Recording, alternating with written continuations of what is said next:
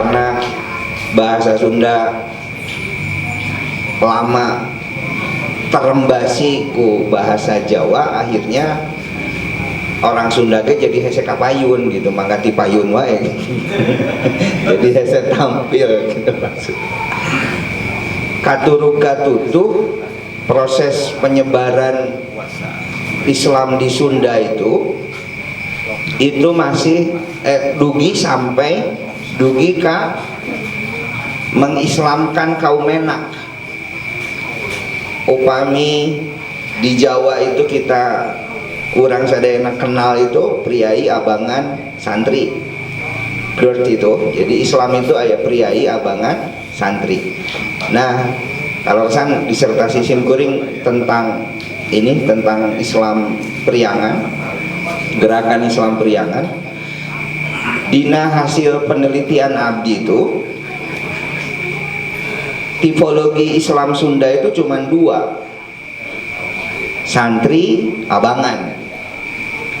Kenapa kaum Menak atau napi priai itu tidak ada? Karena kaum Menak atau priai Sunda itu tos jadi santri.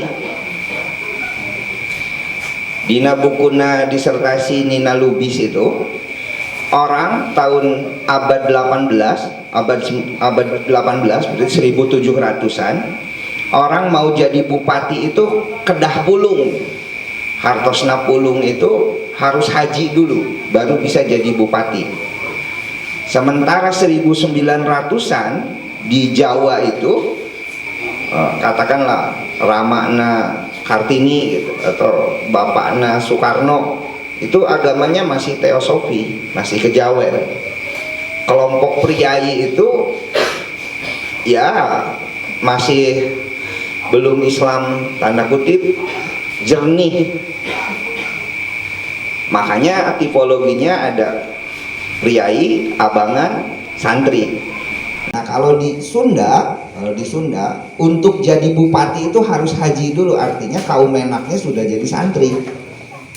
Makanya semua bupati penghulu, ketika ada penghulu, ada bupati di Sunda itu sudah haji semua. Jadi nama aja Mahmud Wira, Raden Musa, terus Hasan Mustafa itu sudah haji, sudah Arab gitu namanya, udah bahasa Islam gitu. Sementara di Jawa itu gitu, kalau pria itu. Nah, itu tipologi Sunda. Nah, di penelitian kita itu, penelitian Simkuring 1800-an itu sudah banyak para habaib atau para kodi Turki Utsmani datang ke Sunda, dan dia berperan sebagai intelijen. Jadi dakwah tapi dengan sembunyi-sembunyi. Itu sebab banyak keturunan dari Turki Utsmani yang nantinya jadi pesantren-pesantren besar nih. Saya kasih contoh di Sukahideng misalnya. Dari kiai-kiai Sukahideng itu pasti itu bukan orang Sunda. Raut muka atau hidungnya itu pasti bukan orang Sunda lah, pasti Timur Tengah. Dan setelah kita teliti itu masuk ke Syekh Karim. Syekh Karim itu salah seorang kodi Turki Utsmani, lalu dia datang ke Sunda, lalu dia menikah di sini, dan salah satu keturunannya ada di Sukahideng, habaib itu. Nah, di 1800-an 1888, nah ini sebetulnya tongkat komando Ahlus Sunnah wal Jamaah itu ada pertama di Imam Nawawi Banten. Nah, Imam Nawawi Banten ada pemberontakan Banten 188, itu ada pemberontakan Banten, lalu Imam Nawawi dihijrahkan ke India. Nah, ketika Imam Nawawi di India, tongkat harokah, tongkat gerakan itu diserahkan ke Syekh Khalil Bangkalan. Itu sebab nanti Nahdlatul Ulama dapat tongkatnya kan dari Syekh Khalil Bangkalan. Awalnya dari Banten, ada pemberontakan Banten 188. Nah, lalu Indonesia merdeka, tongkat Aswaja ada di Jawa, ada di orang-orang Jawa, ya sampai sekarang lah. Kalau ngomong NU pasti Jawa. Islam Nusantara itu Islam Jawa, jadi kesannya itu kan. Makanya orang Sunda banyak menolak. Nah, kembali ke yang tadi, bahasa Sunda itu sudah terjajah Mataram lama, lalu proses islamisasi yang notabene ada nuansa kekhalifahan di sana, lebih-lebih lah akhirnya feodalismenya tinggi gitu. Barangkali sebagai pengantar diskusi mah cukup segitu. Allahumma muwaffiq li aqwamit thoriq. Assalamualaikum warahmatullahi wabarakatuh. Waalaikumsalam. Praktikkan Kang Paus aya talatah anu nenggel pisan be dirugikeun ku Kang Paus di antawisna ajen inajen Sunda jeung Islam teh lir ulah jeung peueutna gitu. Jadi ente geseh gitu. Kahiji dina ajen kasatataan teh egaliter gitu. Jadi satata gitu teh aya tak yuk anu kudu dihudangkeun deui gitu pangintennya.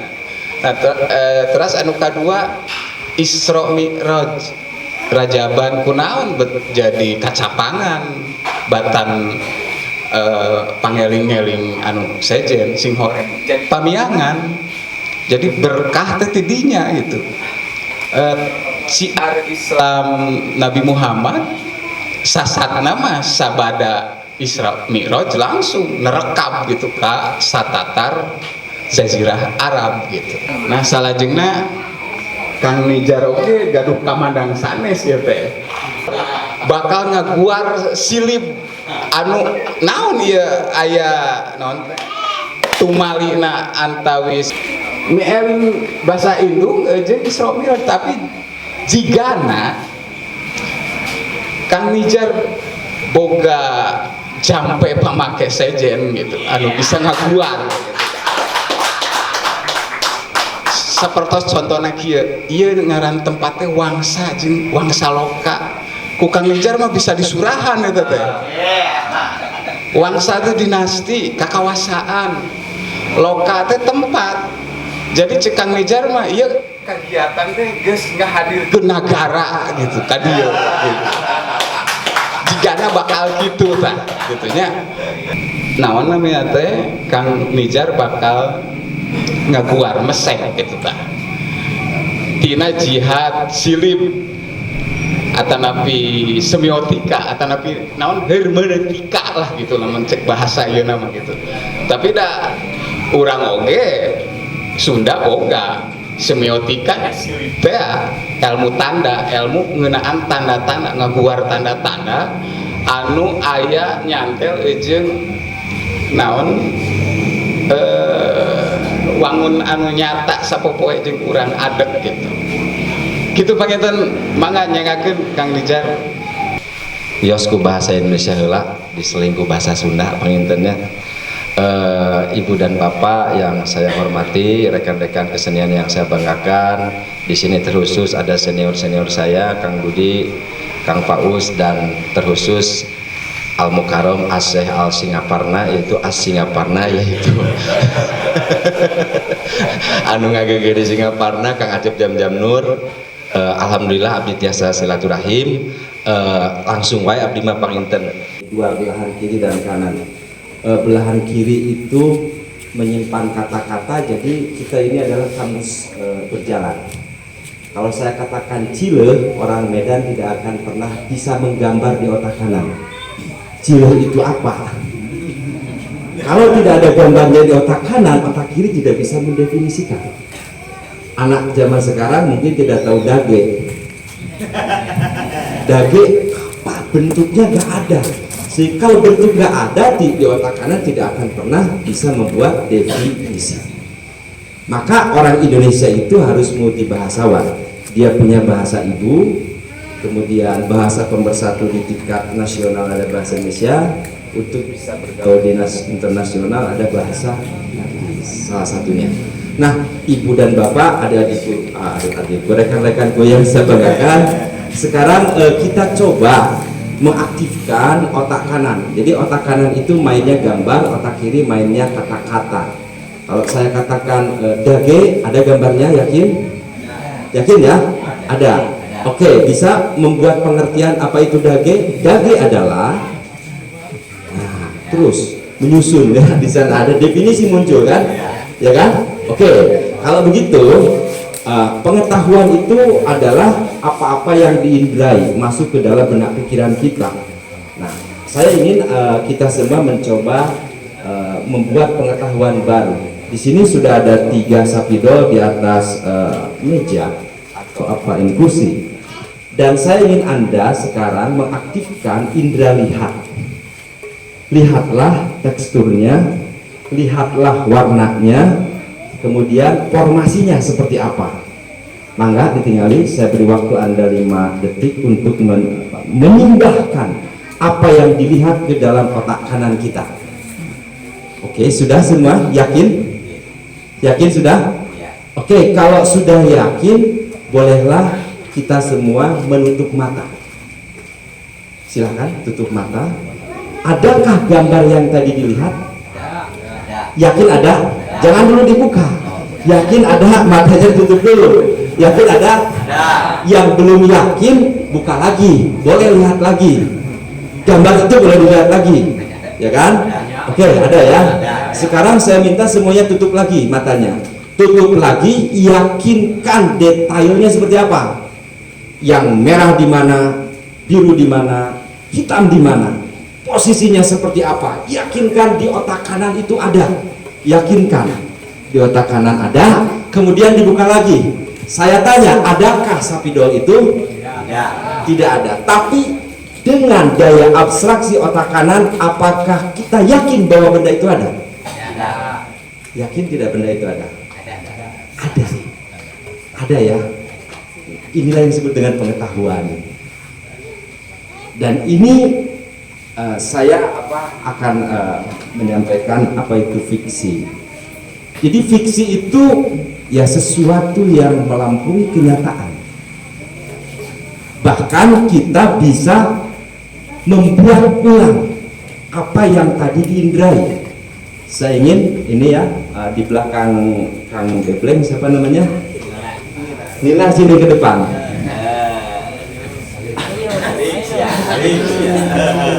Coba dirangkai kembali seperti apa. Jadi kan begini sekarang, bermula dari benak pikiran kita membuat sebuah kenyataan. Oke, silakan dirangkai kembali. Di mana merah, di mana hitam, di mana biru. Silakan. Ini kita menguji bagaimana realitas yang ada di benak pikiran kita kemudian dibentuk kembali.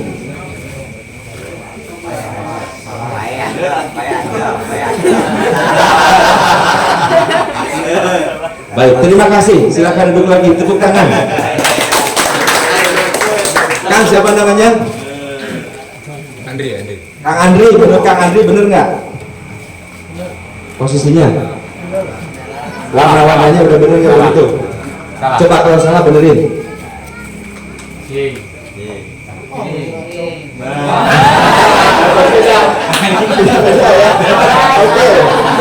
Siapa lagi yang akan membenarkan?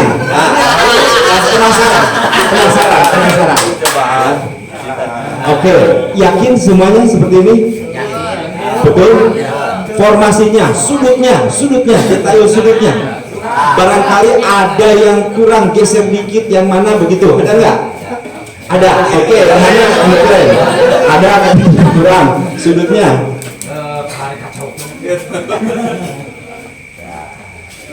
Rekan-rekan yang saya banggakan, ya inilah kegiatan kita sehari-hari.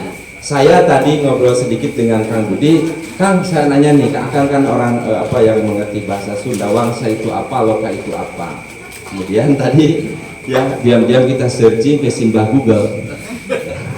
Coba dilihat, ternyata wangsa itu tadi sudah, dan loka itu apa. Dan saya percaya bahwa ini adalah sebuah fiksi yang kemudian dikonkretkan, yang kemudian direalisasikan. Ibarat tadi kita mengindrai ini menjadi apa? Menjadi konkret kembali, nyata kembali. Ibu dan Bapak yang saya hormati, juga rekan-rekan yang saya banggakan, kita ada di dua hal, dua wacana ya. Satu adalah Isra Mi'raj, dua adalah Nieling bahasa ibu, bahasa indung. Saya pikir apa hubungannya? Mengapa harus dua hal itu disatukan dalam sebuah tempat yang disebut dengan Wangsa Loka ini? Dan saya ketemu dengan satu kata, namanya adalah fiksi. Ya, fiksi ini adalah makanan kita sehari-hari. Kang Acep membuat dunia di dalam puisinya. Itu adalah menghadirkan kembali apa yang dia indrai. Apalagi kalau Kang Acep membuat lukisan. Lukisan itu adalah tidak ada yang namanya fiksi tanpa berlandas pada pengetahuan kita yang diindrai. Setidak rasionalnya itu fiksi, tetap berasal dari pengalaman kita sehari-hari. Kalau tidak salah ada novel namanya Frankenstein, yang itu orang mati kemudian dihidupkan kembali. Sekarang teknologi ada cloning dan sebagainya. Dulu ada novel perjalanan ke bulan. Ya, walaupun masih kontroversi apakah pesawatnya yang dari Amerika atau dari Inggris yang sampai ke bulan, tetapi imajinasi itu dapat kemudian direalisasikan melalui daya abstraksi manusia. Ibu dan Bapak yang saya hormati, saya sering bertanya terutama pada guru-guru fisika, saya nanya begini, dapatkah perjalanan Nabi Muhammad ke sana gitu ya, itu kemudian menjadi sesuatu yang memang kita yakini dengan pendekatan bukan hanya iman tetapi juga keilmuan. Karena kalau misalkan kita berbicara dengan keilmuan, maka saya benda bermateri ini bisa dipegang ya. Kalau ilmu fisika berarti ada hal-hal yang fisikly. Kalau misalkan saya di sini bergerak 10 meter ke sana menggunakan kecepatan melampaui kecepatan cahaya. Kecepatan cahaya itu kalau tidak salah 300.000 km per detik kalau tidak salah. Ya, bayangkan satu detiknya itu cepatnya itu 300.000 km kecepatan cahaya. Lalu saya juga membayangkan borak itu seperti apa begitu. Borak itu seperti apa? Apakah itu kecepatannya melampaui kecepatan cahaya begitu? Sehingga Nabi Muhammad sampai ke sana, ke langit ketujuh.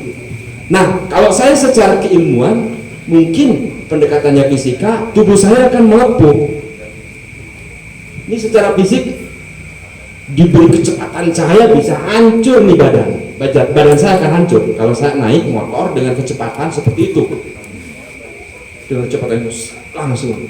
Nah, artinya ini tantangan buat kita semua, bagaimana kita mengaktifkan daya fiksi kita, daya abstraksi kemudian menjadi imajinasi, menjadi fiksi, dan semua itu selalu berlandas pada pengalaman hidup kita sehari-hari, pada pengetahuan. Dan pengetahuan ini kemudian diseleksi. Pengetahuan yang kemudian dikotakkan, ini objeknya, ini sistemnya, ini metodenya. Kemudian lahirlah sains atau ilmu pengetahuan. Kalau misalkan bicara tangan ini, pendekatannya fisikly, maka muncul fisika. Dari fisik ini kemudian ternyata ini benda hidup, bukan benda mati, maka muncullah biologi. Kemudian ternyata dari fisik ini ada komposisinya, ada zat-zat penyusunnya, maka muncullah ilmu kimia. Pengetahuan itu kemudian semakin spesifik masuk ke dalam objek-objek yang ditelitinya. Barangkali ini saja yang saya sampaikan. Selamat malam. Assalamualaikum warahmatullahi wabarakatuh.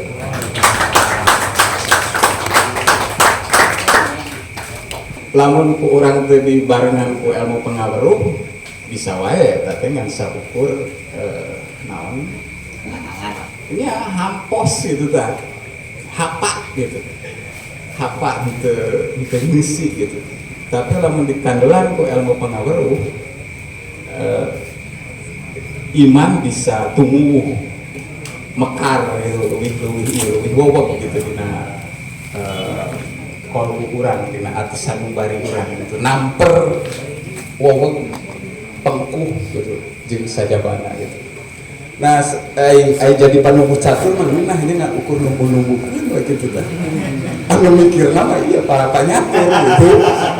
Nah ayeuna panginten salajengna Kang Acep mangga dihaturanan Kang Acep baris aya sawangan sana simkuring oke tadi menang ilmu pengaweruh anu aheng gitu.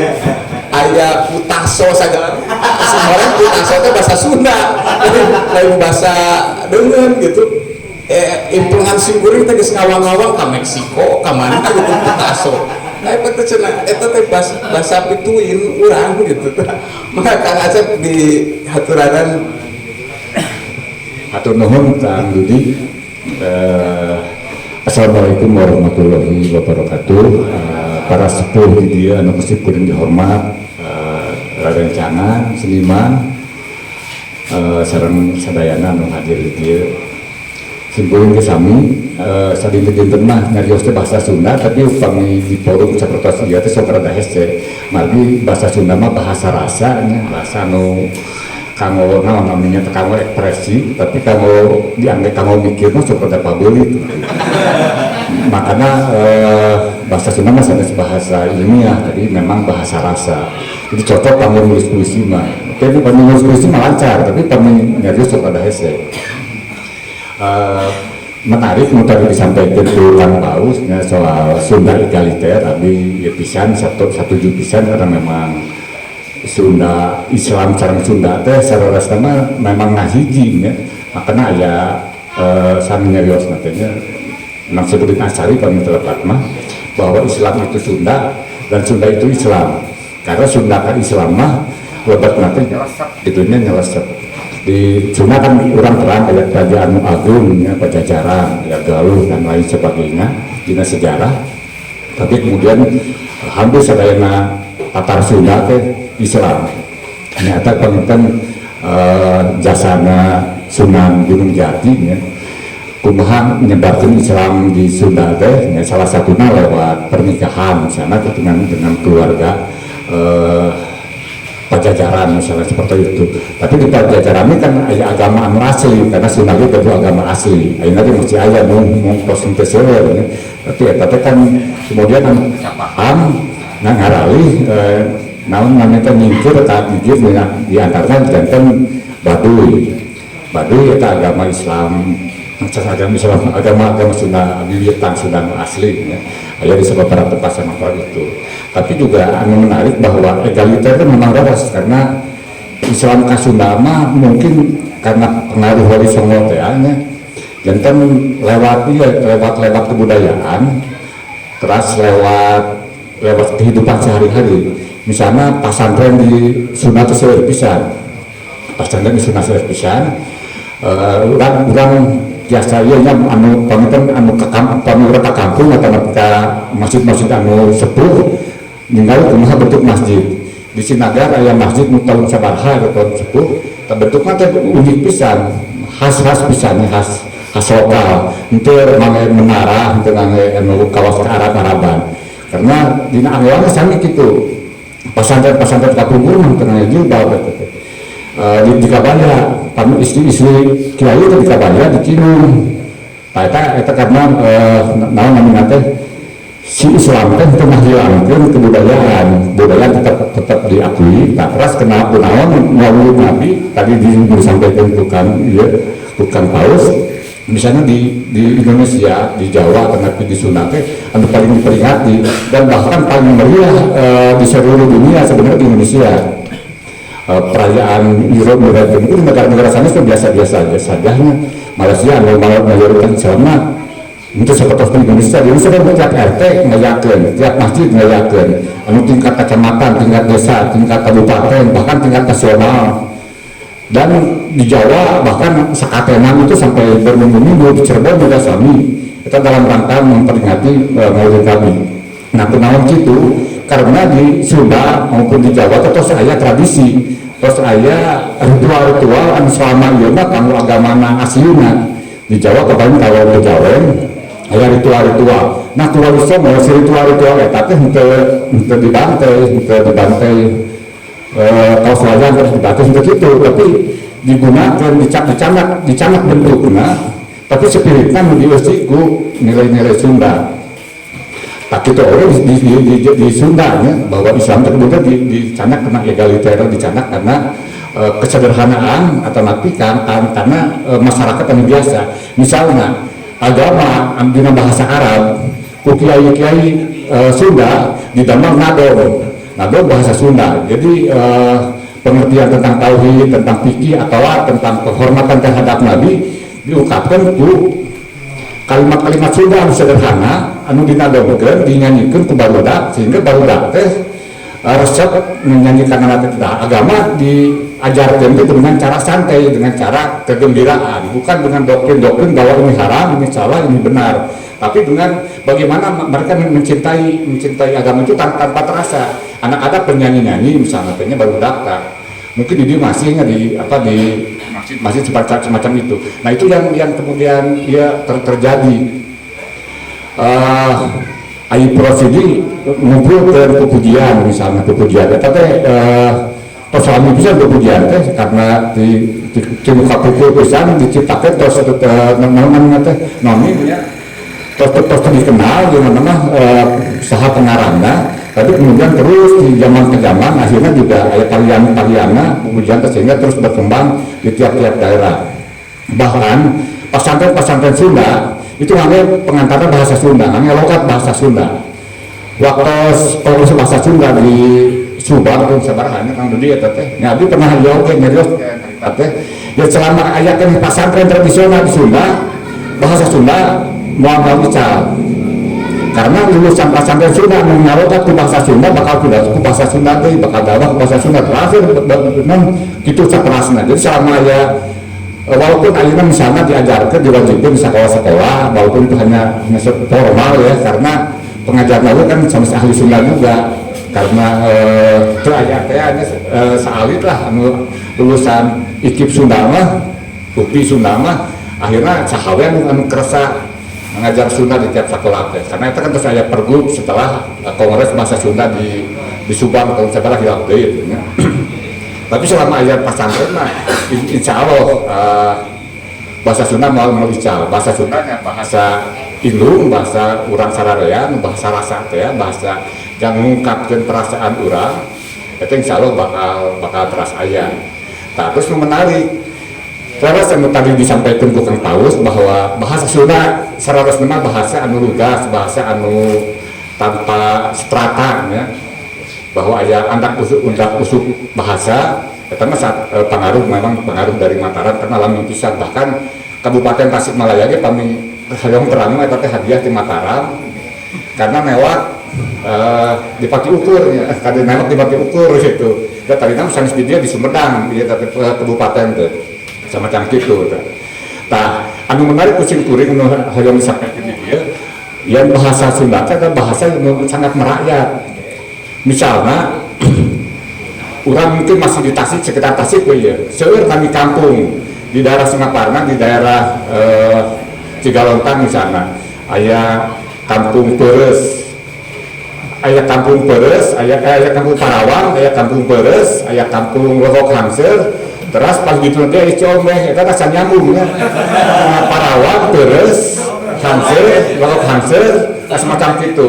Di Palidio pamintan di Cakap Indian ayah kontol bangkong misalnya teh, terus ayah kubang salawe gitu sesuatu kan ngekos gitu nate ayah Kiara Bau misalnya di Cibaok di Kuningan misalnya teh, jadi ayahnya Cibaok, terus ayah Bojong Kenyot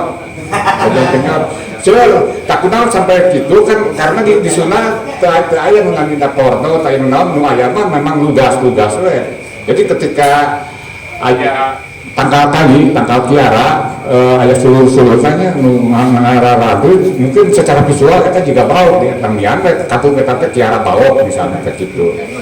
Karena ini dia hansel secara papan dia tamian atau hansel. Di Banjar misalnya ayah tepung kanyut. Nah tadi karena visual bisa, jadi cerita nanti ayah bertemu dua orang lelaki, nuhiji di Mataram, nuhiji orang Sunda, parebut istri. Nah sampai akhirnya ketemu di Bukit Eta, ditanyakan Eta di Kamian ya bahwa Eta tepung kanyut, tepung dua lelaki maksudnya Pak. Terus saya oke tembong kodol, tembong kodol Eta tanyakan ya, kalau nggak sarung pulang terangannya sarungnya tuh dikaluhurkeun dihadap ka tembok kodolna semacam gitu. Jadi luas pisan. Saya lagi pernah nyeratnya soal nami-nami eta, bahkan dengan nami-nami makanan oke, misalnya kunaon naonnya ya. Saya nami makanan teh bikang teh kan, bikang teh kan cara bikang, cara itu nama kue nah, tapi karena secara visual mirip gagaduhan bikang dinamian cara bikang misalnya. Terus aya ngalocok teh hobi anu dikocok ya karena mungkin cara makannya, cara memasaknya dengan cara dikocok itu jadi disebutnya nggak ngalocok. Terus aya oge makanan EWDR teh kerupuk sareng goreng di imam eta EWDR. Tapi aya oge boleh langsung serius jero. Eta mah kalapa sareng gula. Nuang kalapa di celepek kalapa celepek gula. Tadi dinya mungkin masalah egaliter nate. Tak iya oge dina keagamaan teh sepacam eta. Tajuk-tajuk kan sama sekali teu aya nu ngajeutkeun jika di Arab misalnya teh. Masjid-masjid oge baru tahun 80-an ka dieu sareng masjid-masjid teh sareng semacam kitu. Masjid Manunjaya misalnya. Itu beten pisan anu asli kapungkurnya sareng sakeun masjid Agung Tasik teu aya menara kos kitu. Tapi itulah bentuk nate. Saya menunjukkan bahwa agama Islam di Sunda itu sangat adaptif ya, sangat menyesuaikan dengan budaya lokal ada di dieu bahwa dina arsitekturna di masjid di Bandung di Jalan Cihamplas aya masjid nu tahun sabaraha lah eta teh Masjid Cihamplas eta ge arsitekturna bentang lah sareng masjid-masjid nu aya ayeuna semacam kitu. Oke dina Angwan di masih emut abdi lahir tahun 60-an di Cipasung teh tengarange ieu pakaian nya kabaya we istri-istri ajengan ngake kabaya cuma dicium semacam itu. Lalu tahun 80-an ada semacam itu jadi kemudian jadi dicari ubah. Tenang naon secara resmi da karena masalah anuan ngumpulnya kan itu menunjukkan bahwa selarasna kunaon Islam sareng Sunda ngaklop Jakarta sama-sama egaliter tadi sama-sama naon nantinya untuk iyalah jadi pas sehingga Islam itu Sunda itu Islam makanya hampir 80% di orang Sunda mah Islam. Nah, terus juga dina bahasa oke nyambung bahasa Sunda sareng bahasa Islam teh. Nami tadinya di Sunda kan seueur pisan atuh Epul Dayak, kita kan sadaya Sunda 4. Ayi prosidi kan sempat dianggap istilah teh 4, padahal 4 katimah gitu nya. Katimah na eta. Istrinya 4 gitu, 4 semacam kitu tah. Jadi dina hal-hal eta terutama kabuktosan dina nadong, kalau kami urang kaitanna sareng sastra misalnya.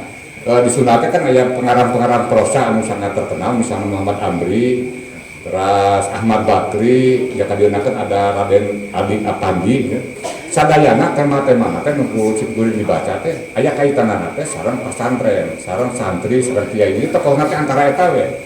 Di antara masyarakat selalu latarna kampung. Di kampung eta aya pesantren, terus aya santri. Muhammad Amri mungkin dikaitkeunana sareng siluman ya, sareng mistik. Bahkan di Arab mah kumaha santaina orang Sunda antara santri dengan dengan kiai teh jasa heureuy gitu nya. Misalnya si santri teh honam kiai urang ieu cenah abdi bade syukuran bade masak pas ngadieu makan ternyata aya ieu aya lauk urang we dina eta teh dina makanan teh nya dina tas apus di imam neme ieu diterangkeun ka si kiai eta yen lauk urang ieu teh hasil ngalah dibalokna pak kiai nyumunkeun ridona semacam kitu hal-hal semacam eta teh memang terjadi di pesantren Sunda teh bahwa ieu teh kan si kiai terbiasa ngamuk dan memang ieu teh dimampu nyalira dan ieu kesabaran si kiai juga diuji. Tadi cerita-cerita Arab ada ayat tentang sekitar 25 cerpen tentang pesantren itu hal-hal semacam eta nu diangkat. Nah sementara di cerita-cerita Ahmad Bakri mah itu lebih pada kehidupan sehari-harinya dan kumaha simbol-simbol misalnya nantukeun waktu salatnya maghrib misalnya cukup ku kalong anu anu bade halal liber terus subuh di tegar itu kalau ngan uih nu nyajang deui lalu untuk menentukan waktu-waktu naon kan ngare simbol-simbol anu memang aya di alam karena saras nama Adama kan sararasna aya kan jurame toa nya jurame masalah toa tapi kan ngajak kamu berjamaah ya tapi sararasna kan ai kamu netepan biasa kalau pribadi kan negara jam tangan terus tinggal jam tangan dan lain sebagainya semacam itu gitu. Jadi namanya simbol-simbol teh diturunkan karena kehidupan sehari-hari. Nah tadi nijar soal simbol-simbol semacam itu biasa diturunkan dan tentu diformalkan, ditegangkan bahwa karena Abi khawatir selama pesantren masih ada, mungkin bahasa Sunda masih ada, tapi namun sekali waktu tiba-tiba bahasa Sunda haram, bahasa Sunda bid'ah, nah, biasa ical atau bahasa Sunda, karena bahasa Sunda bid'ah misalnya, atau main kecapi, terasnya main dia makan wayang mah dianggap semacam gitu. Tapi itu nusararas anu di tantangan kanggo bahasa Indung. Terus nama tina iya tiasa ti agama bahwa ketika agama didominasi ya bahwa bahasa Sunda haram karena tidak ada di Arab misalnya semacam itu. Tapi HP halal walaupun zaman Rasulullah nggak ada HP misalnya. Dan sakit itu lagi abdi mah mohon wassalamualaikum warahmatullahi wabarakatuh.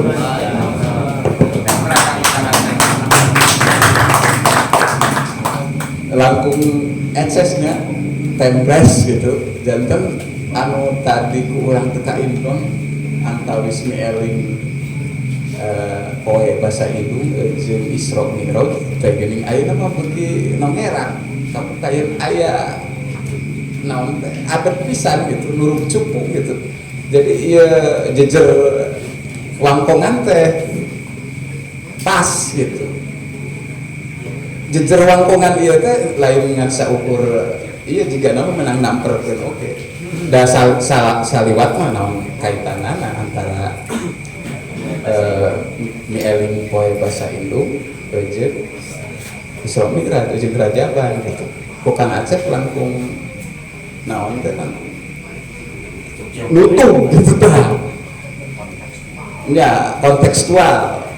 Jadi lamun nu dicaritakeun ku Kang Acep sadayana aya caritakeunana gitu nembrak faktual kontekstual gitu adat jeung hirup kubu sapopoe tadi anu penting saur Kang Acep yang leres Islam jeung Sunda mah teu aya teu kedah dipakocoiahkeun malah salares nama sareuleuh saigel gitu da ajen-ajen Sunda oge kunaon panna Sunda jeung Islam teh tadi di hedeng deket pisan raket pisan lantaran memang aya ajen-ajen anu adat gitu matak di urang mah pan obyek pisan poe-poe anu aya tumalina jeung Islam kan sok di obyekkeun ku sadayana